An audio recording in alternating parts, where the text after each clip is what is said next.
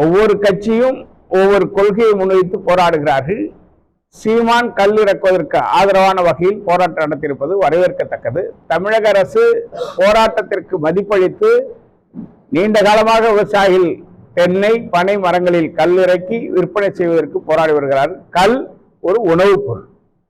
அதனை அனுமதித்து விவசாயிகளுக்கு தென்னையையும் பனையையும் பாதுகாப்பதற்கு தமிழக அரசு முன்வர வேண்டும். சீமானோட போராட்டம் வரவேற்கத்தக்கது. மற்ற மாநிலங்கள் கல்வி அனுமதிக்கிறாங்க. தமிழ்நாட்டில் போராட்டம் அதிகமாக பண்ணிட்டு போராட்டம் பண்ற மாதிரி தெரியும். மது ஒழிப்பை தமிழ்நாட்டில் நாங்கள் ஆட்சிக்கு வந்தால் அமல்படுத்துவேன் என்று தேர்தல் வாக்குறுதி திமுக கொடுத்தது. ஆனால் தற்போது சொல்கிறார்கள், அண்டை மாநிலமாக இருக்கிற புதுச்சேரி, ஆந்திரா, தெலுங்கானா, கர்நாடகா, கேரள மாநிலங்களில் மது விற்பனை அனுமதிக்கப்பட்டிருக்கிற போது தமிழ்நாட்டில் மட்டும் அனுமதிக்க முடியாது என்று நியாயப்படுத்துகிறார்கள். அப்படி என்றால் ஆந்திரா, கேரளா, கர்நாடகா, புதுச்சேரி மாநிலங்களில் கல் விற்பதற்கு அனுமதி இருக்கிறது. ஏன் தமிழ்நாட்டில் மட்டும் கல்லை விற்பனை செய்வதற்கு அனுமதி மறுப்பதனுடைய உள்நோக்கம் என்ன? அப்படி என்றால் விவசாயிகளுக்கு எதிரான திட்டங்களை மட்டும் கொள்கைப்பூர்வமாக செயல்படுத்துவதற்கு தமிழக அரசு முன்வருகிறது. எனவேதான் நாங்கள் கல் இறக்கி விற்பனை செய்வதற்கு அனுமதி வேண்டும் என்று நாங்கள் கேட்கிறோம்.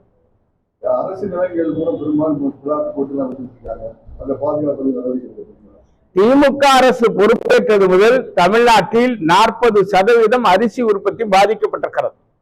விளைநிலங்கள் வேகமாக குடியிருப்பு மனைகளாக ரியல் எஸ்டேட்டுகளாக மாறி வருகிறது.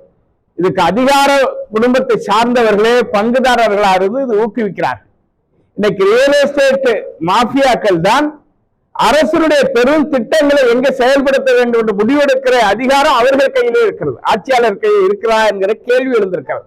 எனவே தமிழ்நாட்டில் ரியல் எஸ்டேட் அதிபர்களுடைய ஆதிக்கம் வேகம் எடுத்திருக்கிறது. இதனை தடுத்து நிறுத்த முதலமைச்சர் முன்வர வேண்டும். தொடர்ந்து நாங்கள் அதற்கான இயக்கங்கள் போராட்டங்கள் நடத்தி கொண்டிருக்கிறோம். பரந்தூரில் விமான நிலைய அமைப்பதற்கு எதிரான போராட்டம் தீவிரமாக நடந்து வருகிறது. அதே போல சிப்காட் அமைப்பதற்கு எதிரான போராட்டத்தை பல மாவட்டங்களில் விவசாயிகள் எந்தெந்த இடங்களில் ஒப்புதலோடு அந்த திட்டத்தை ரத்து செய்ய வேண்டும் என்று போராடுகிறார்களோ அங்கே எல்லாம் எங்களுடைய அமைப்பு தொடர்ந்து போராடி கொண்டிருக்கிறது. செய்திகளை உடனுக்குடன் தெரிந்து கொள்ள கீழ்கண்ட கேபிள் மற்றும் டிடிஎச் நெட்வொர்க்குகளில் எம்நாடு செய்தி தொலைக்காட்சியை காணுங்கள். பாதகம் செய்பவரை கண்டால் நாம் பயம் கொள்ளலாகாது பாப்பா. மோதி மிதித்து விடு பாப்பா, அவர் முகத்தில் உமிழ்ந்து விடு பாப்பா. அண்மை செய்திகளை உடனுக்குடன் தெரிந்து கொள்ள இணைந்திருங்கள் எம்நாடு தொலைக்காட்சியுடன்.